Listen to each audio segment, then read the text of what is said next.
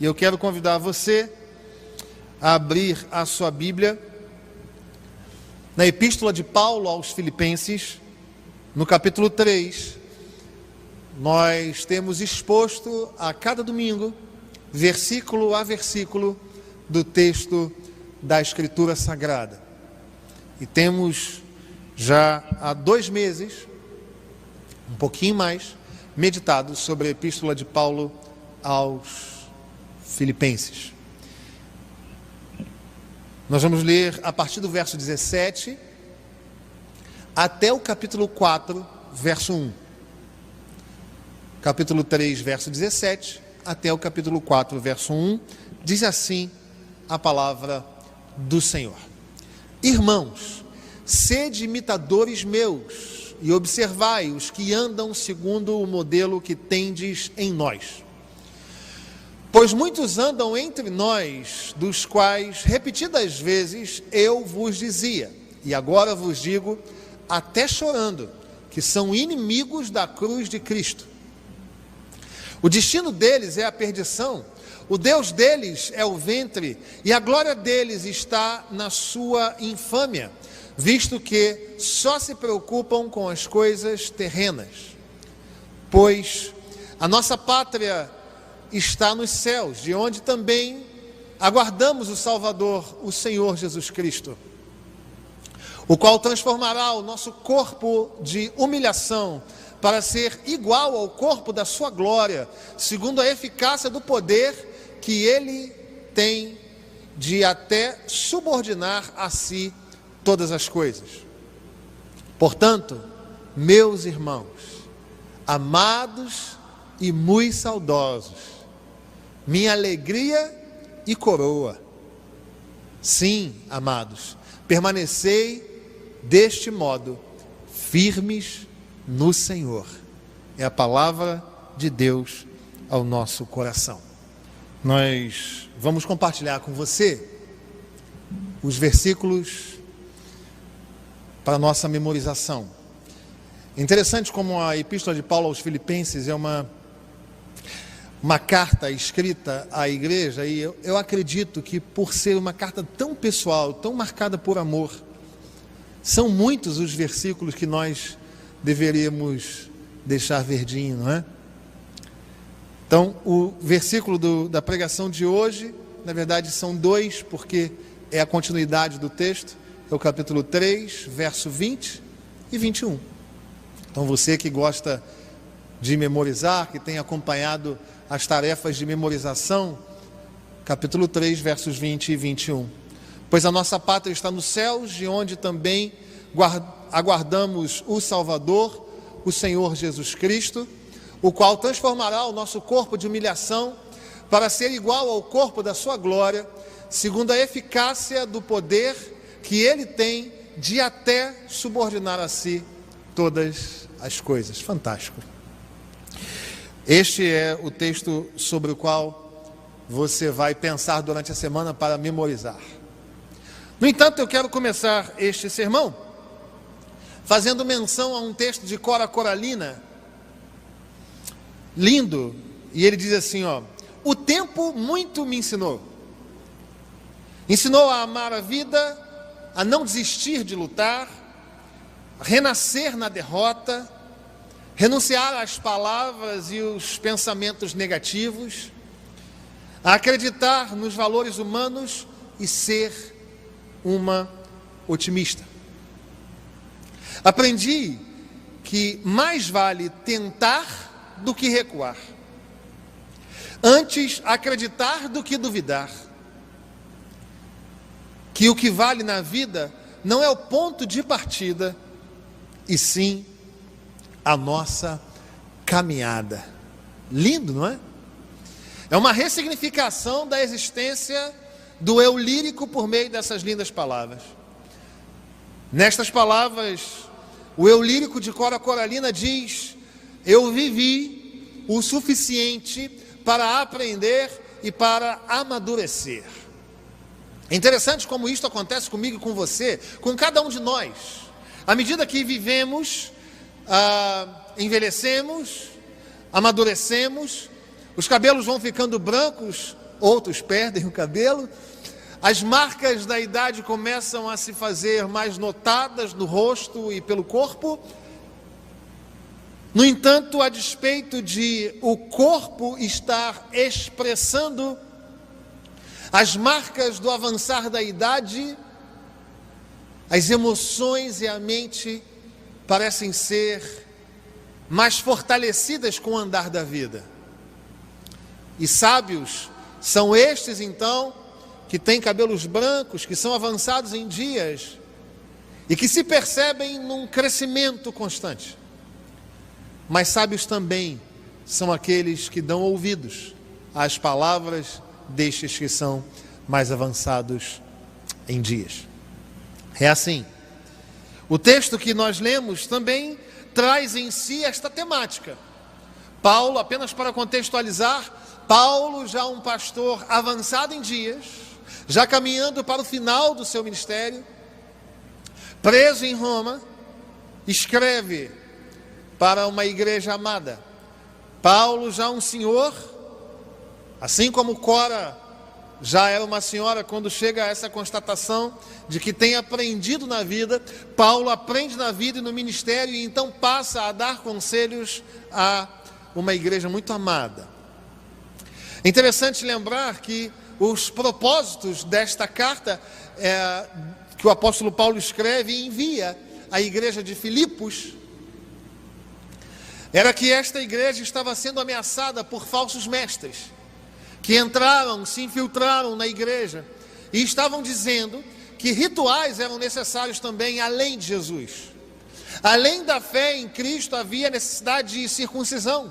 Além da fé em Cristo havia necessidade do cumprimento da lei. Além de Jesus. E Paulo então escreve esta carta para dizer, não é nada disso.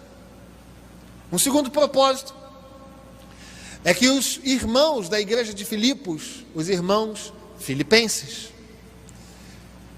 estavam andando meio que se dividindo, brigando, divergindo e criando contendas no seio da igreja. Então o apóstolo Paulo escreve para dar conta disto. E o apóstolo Paulo também escreve com um terceiro propósito, que era mostrar que Cristo era a referência, seja para a unidade, seja para uma vida espiritual saudável. Então o apóstolo Paulo escreve esta epístola preso, já em Roma, por volta do ano 50, ou início dos anos 60 depois de Cristo. E ele, então, no capítulo, ele começa dizendo no texto que esta prisão, desde lá no capítulo 1, esta prisão coopera para o avanço do evangelho, uma vez que os crentes que estão fora da prisão em Roma pregam com mais veemência, e mesmo ele preso prega a guarda pretoriana. O evangelho está avançando. E ele então trabalha a questão da unidade, já no capítulo 2. E aí chega o momento em que ele diz, olha, Jesus é o padrão. Jesus, no final do capítulo 2, ele é o centro, ele é o modelo, ele é o padrão daquele que se entrega.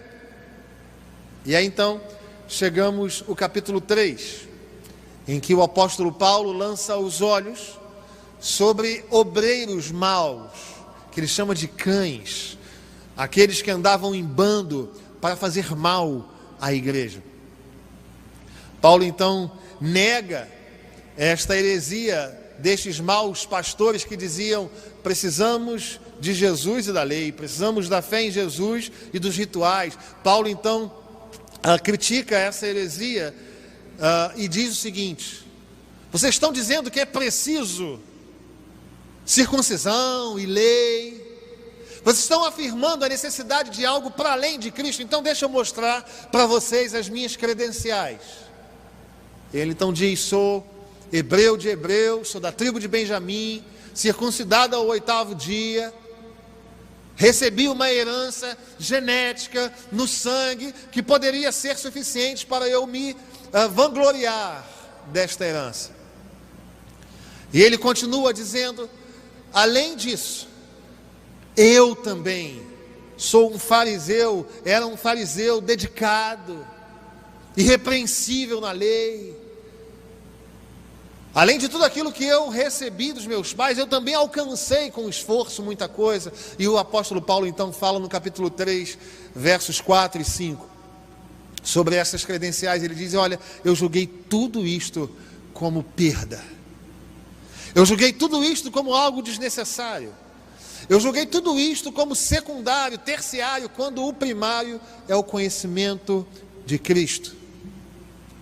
O verso 7 afirma: eu considero hoje o grande lucro da minha vida o conhecimento de Cristo. E aquilo que eu considerei lucro no passado eu desprezo. E aí então, o apóstolo Paulo chega a este texto que nós lemos no dia de hoje, em que um pastor avançado em dias, um pastor de cabelinho branco, resolve então dar conselhos a uma igreja amada. Então no verso 17, ele afirma que há necessidade de seguir o Senhor Jesus Cristo como modelo. O apóstolo Paulo está falando para a igreja de Filipos o seguinte: vocês querem ser felizes? Vocês querem caminhar felizes, mesmo enfrentando um mundo caótico? Mirem o Senhor Jesus Cristo. Olhem para o Senhor Jesus Cristo, Ele é o modelo. Os versos 18 e 19, o apóstolo Paulo apresenta uma realidade triste, que ele elabora dizendo inclusive que faz isto chorando. O apóstolo Paulo fala que havia inimigos da cruz no meio da igreja. E o apóstolo Paulo então, nos versos 18 e 19, caracteriza estes inimigos da cruz. Até que chega o verso 20 e o verso 21, em que o apóstolo Paulo emula, anima, estimula o coração da igreja de Filipos. E no capítulo 4, verso 1, ele faz uma linda declaração a essa igreja. Ele fala que esta igreja era a coroa dele, a minha alegria. Eu amo vocês. Eu estou morrendo de saudade de vocês. E o apóstolo Paulo então, no versículo 1, dá um conselho para que eles permaneçam firmes nisto que o apóstolo acabou de recomendar. E é exatamente sobre isto que eu quero conversar com você nesta manhã, especialmente os queridos que gostam de anotar título de sermão. Eu quero conversar com vocês nesta manhã sobre conselhos para a caminhada cristã. Conselhos para a caminhada cristã. Eu quero que você mantenha a sua Bíblia aberta, como temos feito, e nós vamos absorver da parte de Deus, por meio do seu Espírito, conselhos para que nós sejamos felizes. Estamos em uma série chamada Felicidade em um Mundo Caótico. Temos visto por 2 meses diversos conselhos e hoje nós vamos ter mais alguns. Em primeiro lugar, eu quero ler o verso 17. O verso 17 diz assim: irmãos, sede imitadores meus e observai os que andam segundo o modelo que tendes em nós. O primeiro conselho que você e eu recebemos da parte de Deus nessa manhã é: imite a Cristo. Este é o primeiro conselho: imite a Cristo. Talvez numa leitura mais superficial, se você fizer uma leitura isolada deste texto, descontextualizada do livro, talvez você interprete estas palavras como sendo uma palavra arrogante do apóstolo Paulo, como se ele estivesse dizendo: olhem para mim.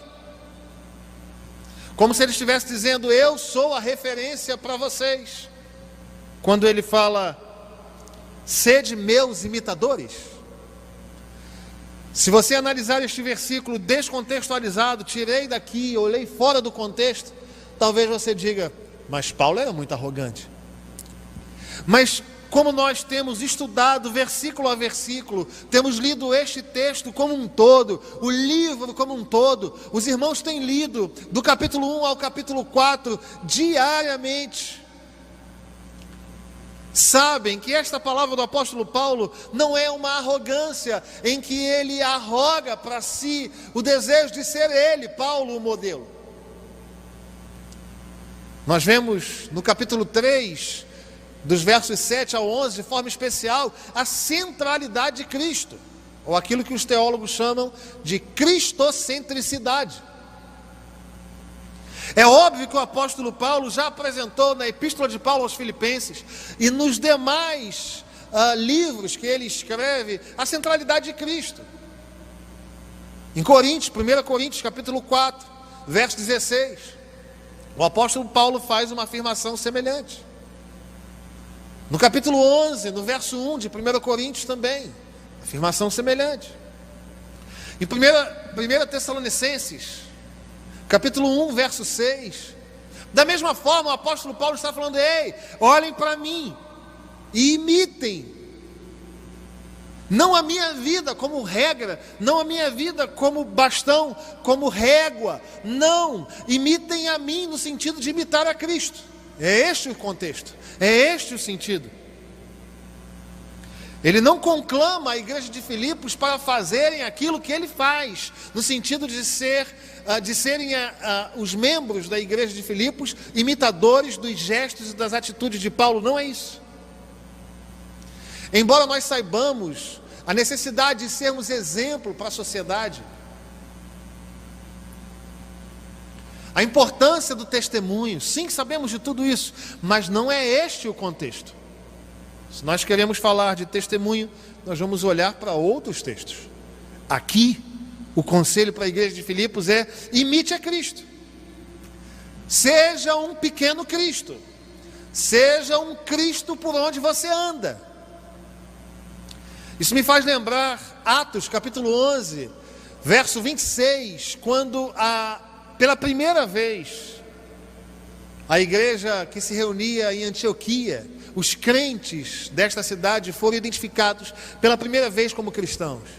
Fico eu a pensar o que levou a sociedade de Antioquia, o que levou a sociedade que estava à volta daquela igreja a chamar aqueles irmãos do passado de pequenos cristos. Será que era a roupa, a cor, as túnicas, o jeito de falar, o sotaque? Eram as palavras empregadas? É óbvio que não.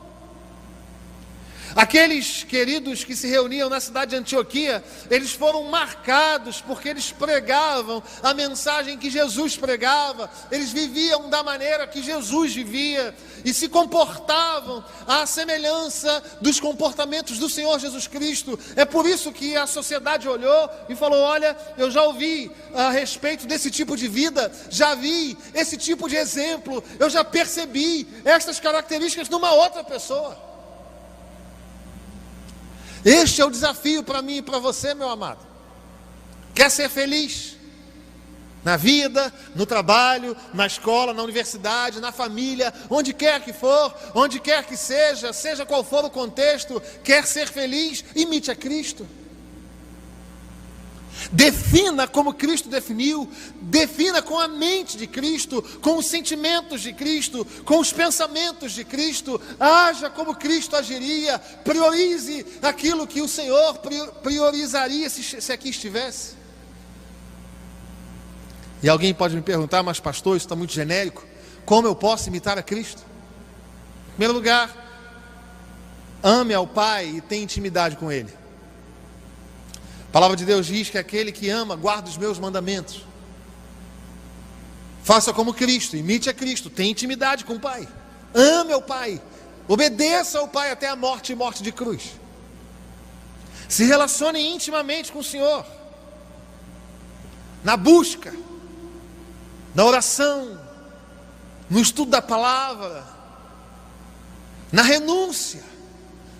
Deixe de fazer o que você quer, deixe de atender aos desejos do seu coração, obedeça, renuncie, guarda a língua, Deixe de falar o que não é para falar. Peça perdão por elaborar pensamentos maléficos. Ame ao Pai e tenha intimidade com Ele. Mas ame ao próximo também. Faça como Jesus. Imite a Jesus. Jesus invertia as polaridades. Jesus invertia as prioridades. Jesus deixava de ir para a festa para cuidar daqueles que careciam no tanque de Betesda, por exemplo. Jesus amou o outro. Jesus fitava os olhos do outro com amor. Ame como Jesus. O que acontece, queridos, é que o cristianismo que nós professamos não é uma religião apenas. O Evangelho do Senhor Jesus Cristo ressignifica tudo em nós, inclusive a nossa forma de nos relacionar com o outro.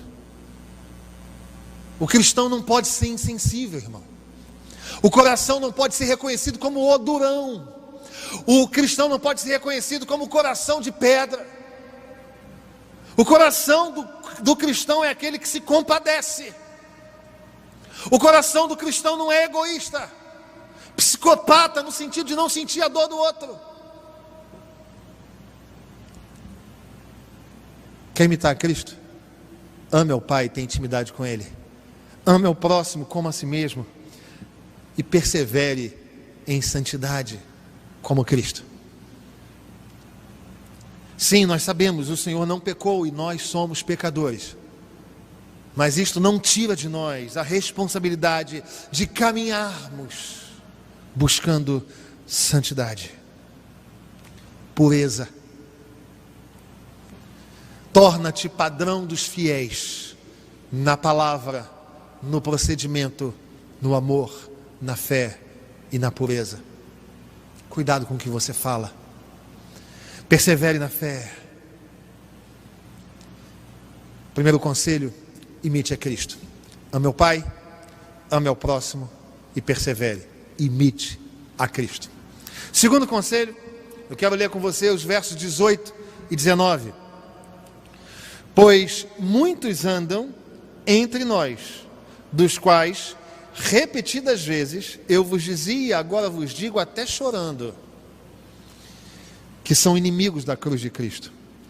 O Deus deles é a perdição, o destino deles é a perdição, o Deus deles é o ventre, e a glória deles está na sua infâmia, visto que só se preocupam com as causas ou com as coisas terrenas. Segundo conselho, tenha cuidado com os inimigos da cruz. Imite a Cristo, primeiro conselho. Segundo conselho, tenha cuidado com os inimigos da cruz. É interessante nós percebermos que o verso 18 traz o verbo andar. Pois muitos andam entre nós. Este andar aí, diferentemente dos evangelhos, quando o verbo andar, peripatel no grego, quando o verbo andar aparece nos evangelhos, ele está significando andar, caminhar, perambular. Mas nas epístolas de Paulo, normalmente, quando Paulo usa o verbo andar, ele está falando do andar no sentido de ser. Então andam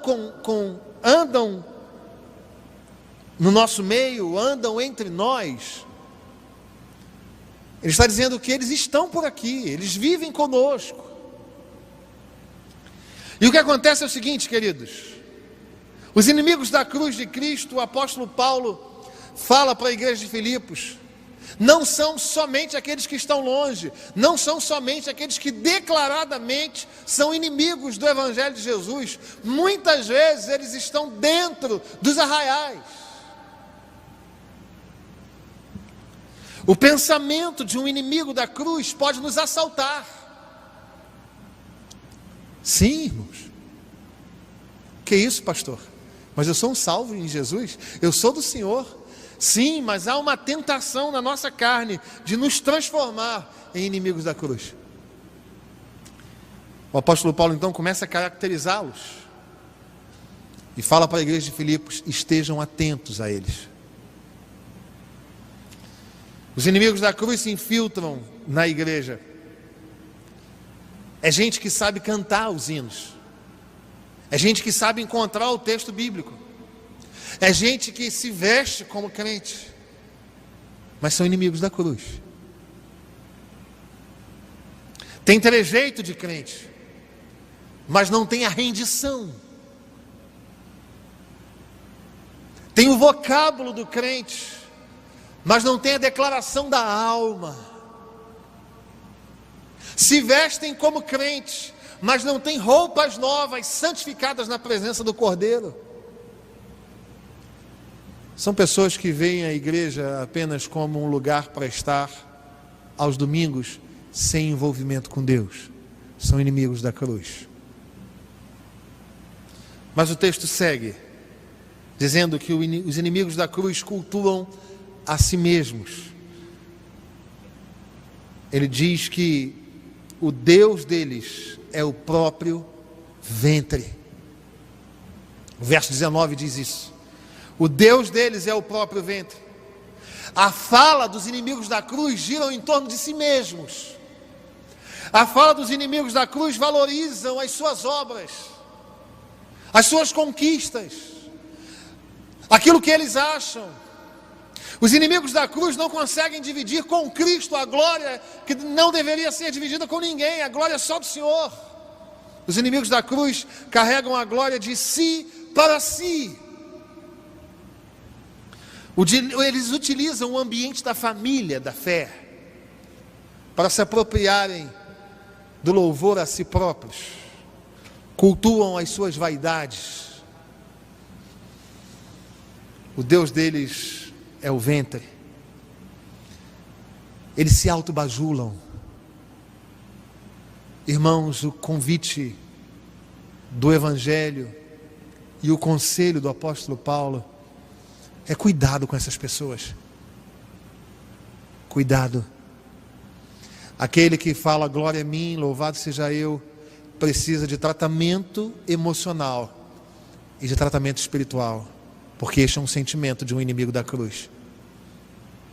Aquele que está sempre certo e que não consegue ver no outro a possibilidade de o outro estar certo e cultua o seu próprio ventre, é um inimigo da cruz. E eles não estão apenas lá fora. Os inimigos da cruz se preocupam apenas com as coisas terrenas. O final do verso 19 diz isto claramente: visto que só se preocupam com as coisas da terra ou com as coisas terrenas. Eles amam o mundo, amam o que está no mundo, amam se alimentar do mundo, amam o dinheiro, seja pela avareza, seja pelo extremo consumo, amam as coisas do mundo, amam os adultérios e os pecados do mundo, amam as propostas do mundo que jaz no maligno. Assim é o inimigo da cruz. Caminha pelos corredores da igreja, mas não consegue abandonar pecados. E tentam justificar a sua própria pecaminosidade no pecado do outro. O apóstolo Paulo está dizendo: cuidado com eles. São aqueles que são criados nos caminhos do Senhor. Os pais trazem para a igreja e ficam aqui e batem cartão na UCP, na UPA, na OMP, mas não são capazes de serem transformados em Deus, porque amam as coisas do mundo.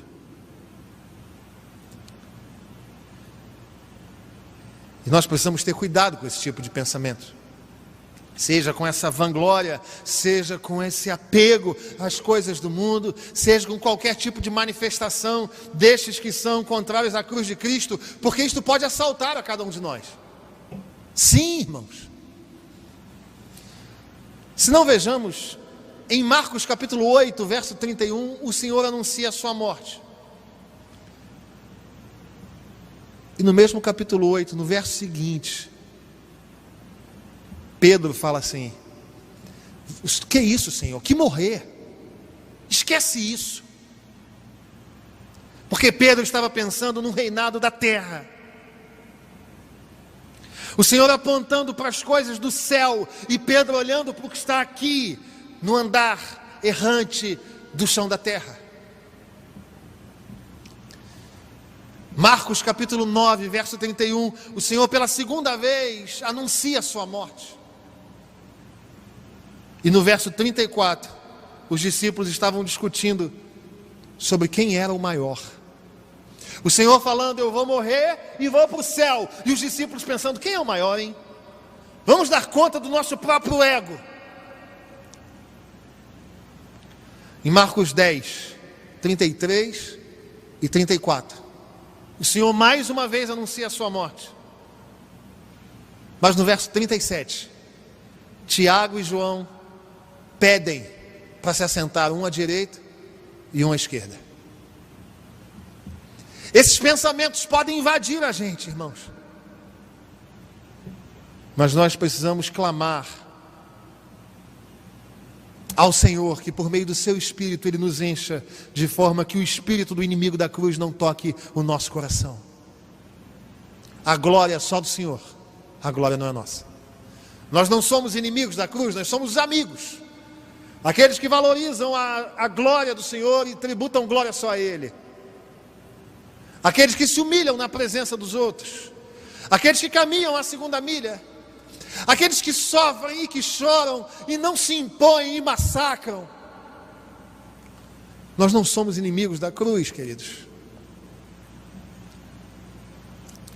Uma palavra de alerta para os crentes da igreja de Filipos. Tome cuidado com essas pessoas. Eu fico imaginando um pastor com cabelo branquinho. Como eu recebi muitos conselhos do reverendo Guilhermino Cunha, que deve estar participando do culto agora. Muitas vezes. O pastor me chamando de filho, por muitas vezes aconselhou meu coração. Eu imagino o apóstolo Paulo assim, o cabelo branquinho, e dando conselhos para a igreja de Filipos, dizendo, filhos, imitem a Cristo. Vocês querem ser felizes? Imitem a Cristo. Mas olha, tomem cuidado com os inimigos da cruz. Observe esse tipo de procedimento. O fim deles é a perdição, não é a salvação. Mas em terceiro e último lugar, o apóstolo Paulo dá-nos um conselho. O Espírito Santo, na instrumentalidade do apóstolo, dá a nós um conselho.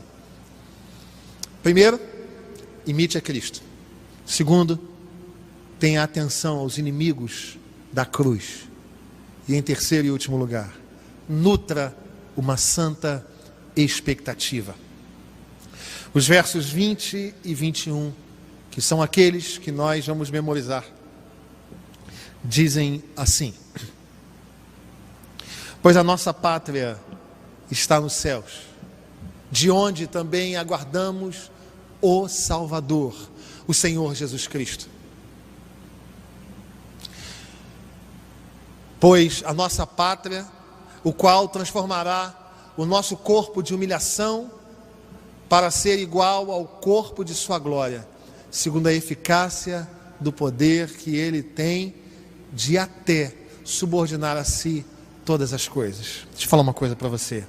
O apóstolo Paulo falou assim: igreja de Filipos, vocês têm brigado, vocês têm vivido às vezes com umas coisas, com uns atritos, vocês têm dificuldades dentro e fora da igreja. Então deixa eu aconselhar vocês aqui: imitem a Jesus, façam como Jesus fazia, pensem como Jesus pensava, sintam com o coração do Cristo. Mas olhem, tenham cuidado, porque no corpo, no meio da igreja, vai haver inimigos da cruz. Tenham atenção a eles. E eu imagino que a igreja de Filipos tenha pensado: imitar a Cristo não é uma tarefa fácil. Tudo bem, nós vamos conseguir, vamos contar com o apoio do Espírito Santo. Ficar atento aos inimigos da cruz, que tarefa complicada. Isso deve ter gerado peso no coração da igreja de Filipos. Isso deve ter gerado preocupação na igreja de Filipos. Assim como isso deve estar gerando preocupação no seu coração agora. Como, pastor, eu vou ser imitador de Cristo na plenitude do meu ser? Além dessa dificuldade de vencer a mim mesmo e caminhar na direção do Cristo, ainda há falsos crentes caminhando perto de mim. E aí o Espírito Santo de Deus sabia que a gente ia ficar impactado com esses conselhos. E Ele nos dá um terceiro conselho na instrumentalidade do apóstolo, dizendo: nutra o seu coração com uma santa expectativa.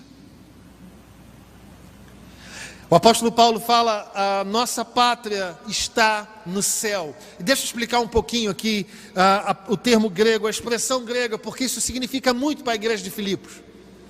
A igreja de Filipos não ficava dentro de Roma. A igreja de Filipos ficava na cidade de Filipos.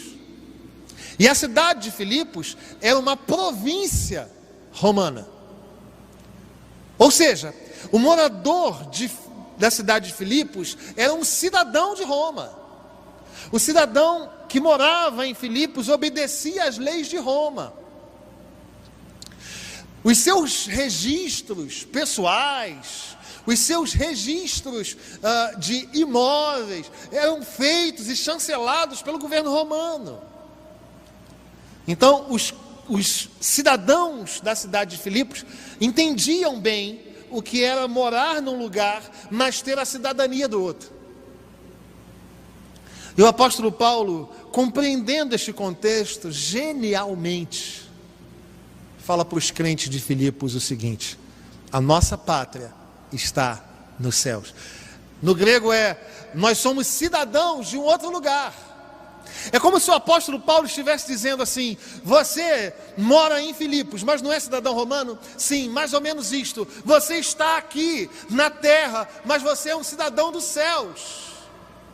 E é de lá que vem a nossa esperança, porque haverá o dia em que o Senhor virá nas nuvens dos céus e todas estas questões, todas as angústias, morte, quarentena, Covid, enfermidade, depressão, angústias, cansaços, tudo isto vai ser vencido pelo Cordeiro de Deus que tira o pecado do mundo. Aleluia! Nós vivemos nessa esperança, queridos. Nós haveremos de estar em um lugar em que não mais vamos conhecer nenhuma das dores que marcam a nossa existência aqui. Aleluia! Louvado seja o nome do Senhor. 2 de Pedro, capítulo 3, verso 4, diz o seguinte: que os ímpios, os inimigos da cruz, elaboram o seguinte: mas os nossos pais já falaram da vinda desse Messias e ele até agora não veio. Já faz tanto tempo que eu ouço isso e nunca nada aconteceu. Meus avós já pregavam a volta de Cristo e ele ainda não voltou. E existem cristãos vivendo como se a vida fosse só aqui. Perderam esperança da volta de Cristo. E aí talvez você me pergunte: pastor, mas como é que eu materializo isso? Em primeiro lugar, vigilância. Lembra da parábola das 10 virgens? Esta parábola fala que algumas delas estavam preparadas e outras não. Vigilância. Você sabe quando o Senhor vai voltar? Não, não sabe. E nem ninguém que diz saber. No início do período da pandemia, muitos foram os áudios de pessoas, de supostos profetas, que são inimigos da cruz, porque não falam da palavra. Muitos supostos profetas dizendo: olha, o Covid, quando acabar o Covid, vai acabar, vai ser o final dos tempos. Nós não sabemos, queridos. Só o Pai sabe. Mas nós devemos viver como se isto fosse acontecer hoje. A nossa esperança está aí. Os inimigos da cruz pregam a prosperidade. Os inimigos da cruz pregam que se você der o que você tem no bolso, Deus vai te dar aqui todas as coisas. O Deus deles é o ventre, e a prioridade deles está na terra. Mas nós não vivemos assim. Nós cremos que se a nossa esperança em Cristo se limita a este mundo, nós somos os mais infelizes de todos os homens. A nossa esperança está no Senhor, que haverá de voltar para buscar a sua igreja. Até lá, irmão, mantenha-se vigilante. E se o Senhor voltar agora? Agora. E se durante esse momento de culto nós ouvirmos as trombetas e ouvirmos o nosso nome sendo chamado na eternidade, no céu, e nós vamos caminhando, subindo às alturas, nós vivemos assim, queridos. Vigilância, mas também santificação. Nós nutrimos no coração uma esperança, uma santa expectativa, vivendo em vigilância e em santificação. A santificação é um processo que só termina na glória, irmão. Então tem que melhorar todo dia. Tem que se humilhar na presença de Deus todo dia. Tem que clamar por perdão todo dia. É o Espírito Santo que faz isso em nós. Está na hora de começar a orar e clamar por perdão de pecados.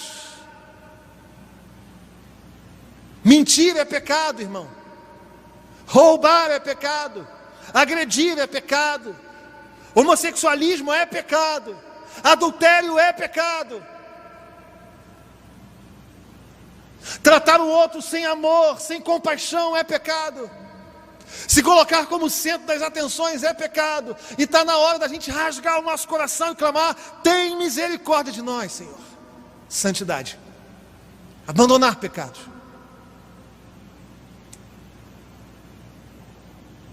Se tem o hábito mau de olhar com más intenções, clame para que o Senhor opere um milagre na sua visão.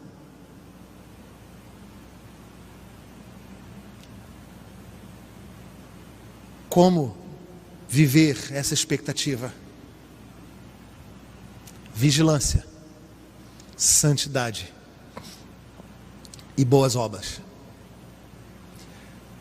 Uma vez que nós aguardamos a nossa salvação em Cristo, uma vez que nós já somos salvos nele, uma vez que somos transformados a cada dia pelo Espírito Santo, nós fazemos boas obras, não para alcançar a salvação, mas porque fomos alcançados por ela. Estou falando de frutos, queridos. Eu não estou falando de reuniões na igreja. Eu estou falando de evangelismo. Eu estou falando de que os seus amigos de trabalho precisam ver Cristo em você e não de trazê-los à igreja, embora isso seja muito bom. Convidar para vir à igreja é bênção, faça isso quando acabar a quarentena. Mas não é disso que eu estou falando aqui. Eu estou falando de colocar brasa viva na cabeça do seu chefe, na cabeça dos seus parentes, no sentido de que você e eu precisamos apresentar para as outras pessoas que não há esperança no Bolsonaro. E se tivesse vencido o outro candidato, o Haddad, a esperança também não estaria nele. A nossa esperança não está no Itzel. A nossa esperança não está no Marcelo Crivella.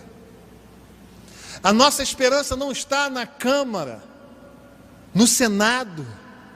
A nossa esperança está em o nome do Senhor. Nós vivemos aqui nutridos por essa esperança, queridos. A gente caminha aqui olhando firmemente para o autor e consumador da nossa fé. Ele haverá de vir e haverá de nos buscar, e tudo isto vai acabar. Mas antes, nós vamos ter a oportunidade de contemplar o planeta de joelhos, irmãos. Aleluia. Nós vamos ter a oportunidade de contemplar mortos ressurgindo e se colocando de joelhos. Nós vamos ter a oportunidade de contemplar crentes de todos os tempos e os espíritos os mais diversos. Nós haveremos de ver o diabo ajoelhado, os seus anjos ajoelhados, os demônios, declarando que Jesus Cristo é o Senhor, para a glória de Deus o Pai. É essa a esperança que eu quero que você tenha nessa tarde. Quer viver feliz? Imite a Cristo. Quer viver feliz? Olhe para o Senhor, Ele é o farol. Isso me faz lembrar um livro da minha infância, lido por minha mãe, e que marcou a minha caminhada. Em seus passos, o que faria Jesus? Imite a Cristo. Mas fique atento àqueles que têm trejeito, mas que são inimigos da cruz. Tem trejeito de crente, mas não tem vida. Fique atento. Pregue o evangelho para essas pessoas. Precisam de conversão. Mas nessa quarentena, nesse período de Covid, nesse tempo de angústia, seja nutrido pela expectativa futura.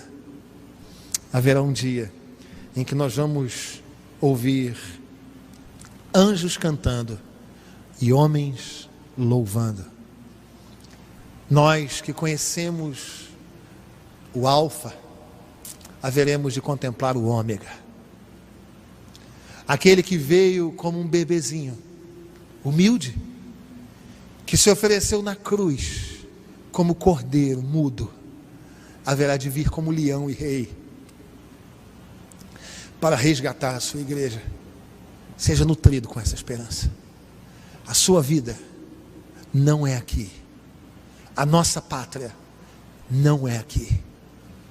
Que Deus te abençoe e que Deus te encha com essa esperança, e que as depressões, que as angústias, que os cansaços, que os fardos sejam vencidos por essa santa expectativa. Receba este conselho da parte do Espírito Santo de Deus, da parte do pastor Paulo, avançado em dias, que escreve à igreja de Filipos, e da parte do seu pastor Renato Porpino. Imite a Cristo. Cuidado com os inimigos da cruz. E seja nutrido com uma santa expectativa. O texto termina dizendo isto. E eu quero fazer das palavras do apóstolo Paulo as minhas palavras. Capítulo 4, verso 1. Portanto, meus amados irmãos, meus queridos irmãos,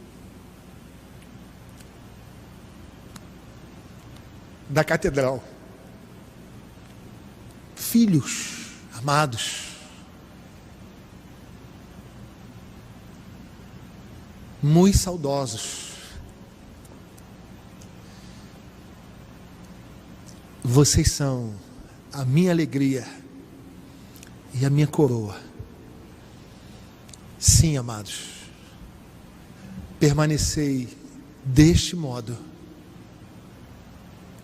imitando a Cristo, atentos aos inimigos da cruz e nutridos de uma santa expectativa. Permanecei neste modo, firmes no Senhor. Que Deus abençoe a sua vida. Seja nutrido com esta esperança, em nome de Jesus.